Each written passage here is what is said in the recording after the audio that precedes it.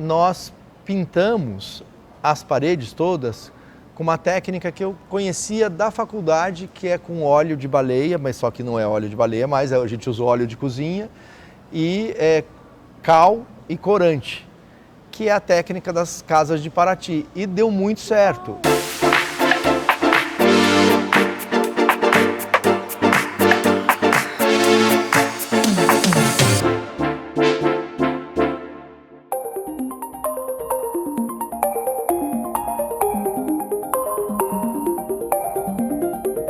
Olegário de Sá escreveu uma história no cenário da arquitetura de boas décadas. E é exatamente essa história que nós vamos conversar hoje. Que muito eu legal. quero contar aqui. Obrigado, é um prazer. Admiro muito você circula tão bem aí no nosso meio, é tão bacana. E é uma honra, porque eu admiro muito o seu trabalho. Então é bom, né? Que tá na mesma praia, né? Adorei isso. Muito legal, muito bom. Olegário, me conta uma coisa, quem era e como era o Olegário menino? Ah, que legal. Então, eu sempre gostei muito de arquitetura, é muito interessante quando acho que eu sou um cara assim realizado e privilegiado, porque eu consegui trabalhar exatamente na profissão que eu sempre gostei desde criança. Então eu sempre olhava muito antenado as coisas, as construções. Então assim, acho que a vocação mesmo é nata. Mas me conta uma coisa, você tinha alguma inspiração que já vinha da área? Vó, mãe, pai? Não tem ninguém da área. Inclusive eu sempre fui um cara muito, não sei o termo, muito pesquisador. Então eu fiz faculdade de arquitetura e fiz faculdade de direito também. Eu sou formado nas duas. Você fez ao mesmo tempo? Praticamente ao mesmo tempo, porque meu pai tinha um escritório de advocacia grande e aí tinha aquela história, né? No meu tempo, é muito legal isso, que a galera nova não sabe. No meu tempo, há 25, 30 anos atrás, a arquitetura era e decoração não existia praticamente. Arquitetura era uma faculdade difícil, era uma faculdade de poucas oportunidades. Então tinha aquela história, pô, você não vai ter sucesso profissional. Então mesmo assim, apesar de tudo, eu fiz a faculdade de Direito, que é o que meu pai queria, mas também fiz a faculdade de Arquitetura. E aí logo em seguida eu nem tirei a OAB e já fui trabalhando com arquitetura e vim para São Paulo, eu sou de Taubaté. De Taubaté? Sou de Taubaté e aí vim para São Paulo, já comecei a trabalhar e segui carreira, muito feliz até hoje. E aí depois a decoração começou a tomar forma, né? Começou a cair no gosto das pessoas, todo mundo começou a entender um pouco mais de decoração, gostar, valorizar. E aí o meu escritório e a minha cabeça passou a trabalhar tanto com decoração de interiores quanto com arquitetura. Há mais ou menos 15 anos atrás, nós fizemos contato com um grupo de Angola, que é a empresa petrolífera de lá, que chama Sonangol. E eles foram os nossos maiores clientes. Então nós fizemos um projeto, muitos projetos lá. Mas o projeto mais importante que nós realizamos se chama Three Towers, que são as 3 torres na Baía de Angola, mais altas, são torres de 15 a 22 andares. Mas o interessante, você está falando de adaptação, que esse projeto, tocado por mim, durante 3 anos, foi feito por nosso escritório a arquitetura, o projeto de estrutura por um escritório da Jordânia e o projeto de elétrica e hidráulica por um escritório da Coreia. E toda a obra feita por uma construtora chinesa que usava presidiários chineses para construir as torres. Isso tudo em Angola. Então, eu tive reuniões em Angola, talvez 10 reuniões lá, e algumas reuniões também em Dubai, porque o Dubai era um hub e era o meio do caminho. Então, assim, o nosso escritório tem umas histórias meio malucas que você fala, eu olho para trás e eu falo, como é que eu fiz isso? E tá lá, tá no nosso portfólio, tá lá construído. Às vezes eu dou uma entradinha no Google e falo, nossa, Three Towers tá lá. Eu faço parte projeto dessa nosso, história. né? E assim, ao mesmo tempo a gente também, depois disso, a gente fez alguns prédios para construtoras construtora Elbor aqui em São Paulo, alguns outras construções de prédios, mas aí acabamos migrando para as casas, que é o que a gente faz mais hoje e é o que me dá muito mais prazer, adoro fazer casa, e interiores, que são os apartamentos que a gente está fazendo aqui em São Paulo. Mas junto, calma aí, junto com a galera do D&D. Nesse momento, houve um começo. Tem sempre um anjo da guarda, né? Quando eu saí de Taubaté, eu então vim para São Paulo trabalhar numa construtora. E essa construtora contratou um arquiteto para fazer a casa do Arthur, que era hoje um grande amigo, nos Jardins. E o Arthur comentou com a construtora que não tinha gostado muito do projeto e pediu para a construtora alguém para fazer um novo projeto. E aí eu estava ali, de passagem, entendeu? E aí eu fiz, foi o primeiro grande projeto meu, residencial, já nos Jardins, e ele era um cara assim, capitalizado, ele pôde construir rapidamente. E aí, sei lá, um ano depois, esse projeto já foi capa da revista Casa e Jardim, acho que Casa e Jardim. Que era uma grande referência. Que era uma grande época, referência. E, aliás, foi uma época em que a mídia impressa ela tinha mandava, tiragens né? homéricas. Foi a maior Era o época, sonho, né? Era o sonho, sair na mídia impressa, né? Todo mundo queria. E aí foi o primeiro grande boom, assim. Então aí foi que foi acontecendo. Aí um fala para o outro, é o tal do boca a boca. Até hoje, até para quem está começando, eu falo, o mais importante é o boca a boca. Aí o escritório foi crescendo, a gente foi conseguindo. É verdade, dali você resolveu abrir de fato um escritório, você saiu da construtora ou não? Saí da construtora depois de um tempo, abri o escritório, depois eu fui sócio do Gilberto Cioni, lembra do Gil? Que hoje está morando em Miami. Isso. Um queridíssimo. Querido, amigão meu. E aí, até falei com ele ontem. Então, aí o escritório foi se formando, né? Com dificuldades, fazendo trabalhos pequenos, uns maiores, mas isso vai acontecendo. E aí o grande sonho do escritório era fazer casa-cor. E era muito difícil entrar na casa-cor. Era um convite, você tinha que ser convidado. Você tinha que ser convidado, né? Você tinha que mostrar um portfólio enorme. Mas aí conseguimos. E aí fizemos aí uns 20 anos casa-cor. Aí a última eu fiz há 2 anos atrás. Como que você começou na casa-cor?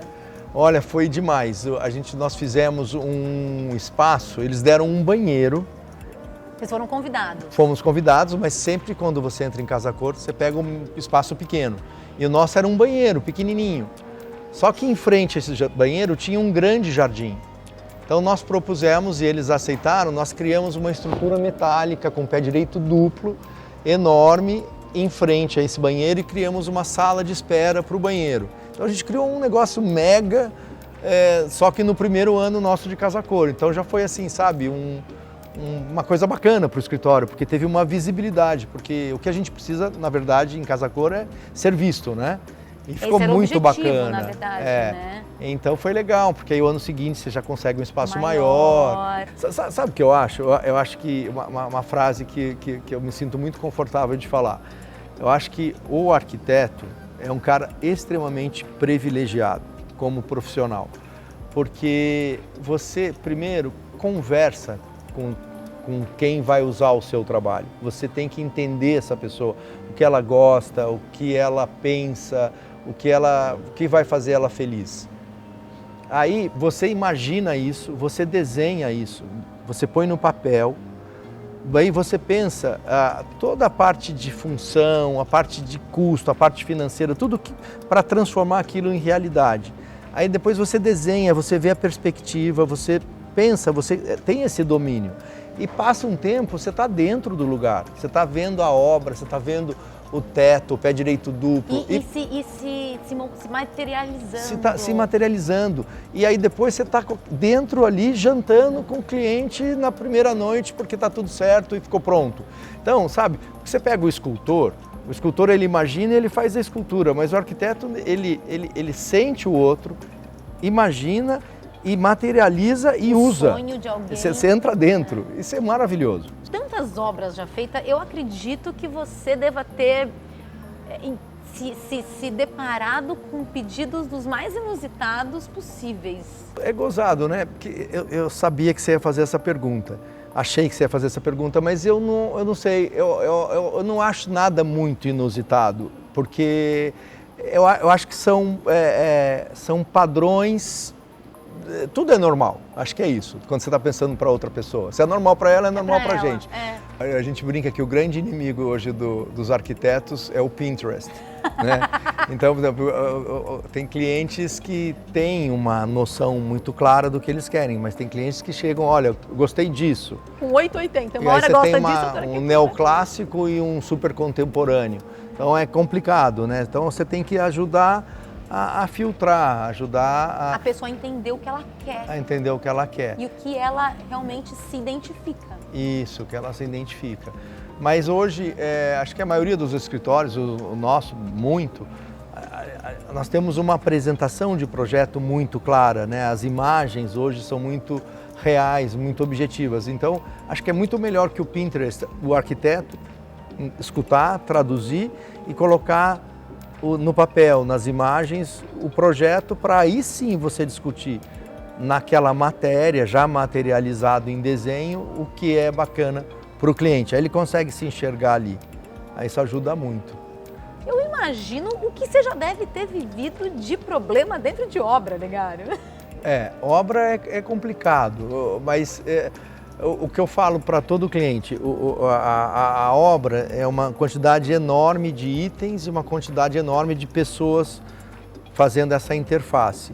Por exemplo, eu já tive uma obra que a laje foi feita em altura diferente, e aí a gente pediu para a construtora subir e refazer, mas é que a gente acompanha o processo um pouco mais corpo a corpo, então de verdade os perrengues são menores. A gente escuta muito por aí perrengues, mas assim, a gente, graças a Deus, não viveu grandes perrengues. Teve alguma obra sua que te trouxe memórias e momentos nostálgicos? Por exemplo, a casa na fazenda dos meus pais.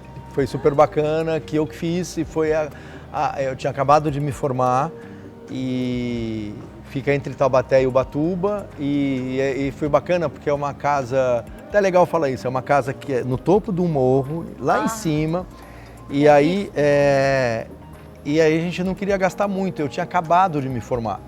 E a ideia é, faz uma casa com boa relação custo-benefício. Então, na região, tinha uma pedreira, então eu fiz toda a fundação da casa e até 1 metro com as pedras da pedreira, sem gastar nada. E a partir daí, todas as paredes eu fiz com tijolo normal, tijolo de barro, de obra, e nós pintamos as paredes todas com uma técnica que eu conhecia da faculdade, que é com óleo de baleia, mas só que não é óleo de baleia, mas a gente usou óleo de cozinha, e cal e corante, que é a técnica das casas de Paraty, e deu muito certo, e a casa ficou linda, é uma casa de seus 200 metros mais ou menos, e ela foi também capa da Casa e Jardim. Meu Deus do céu, e estava logo de começo. E o mais legal que eu vou te falar, juro por Deus para vocês, nós nunca mais pintamos a casa e a cor está intacta lá, é amarelo, ocre, nunca desbotou. Você acha que seu pai diria hoje, quando ele te disse, filho, vai fazer faculdade de verdade ao invés de brincar de casinha?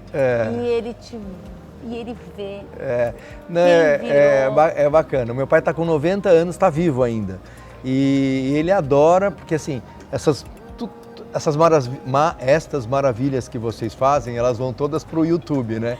E hoje, assim, o prazer do meu pai é... Porque ele é cadeirante e tal. Então, ele pede para pôr no YouTube. E vai acompanhando e vai acompanhando. Não, e as coisas antigas, ele adora tal. Então, ele é um super fã. Meu pai é um fã. Eu sou fã dele e ele é meu fã. Eu quero gravar suas obras. Vamos gravar, vai ser um prazer. Combinado? Combinado, adorei. Sou fã dessa menina aqui, hein? É difícil ser inteligente, bonita, gente boa. E ela tem tudo isso, gente, olha só. Quero esse take pra colocar depois, viu? Tá bom, valeu. Obrigada, beijo, viu? Posso te dar um beijo? Bem. Beijo. Delícia, obrigada. Valeu. Obrigado pela oportunidade aí.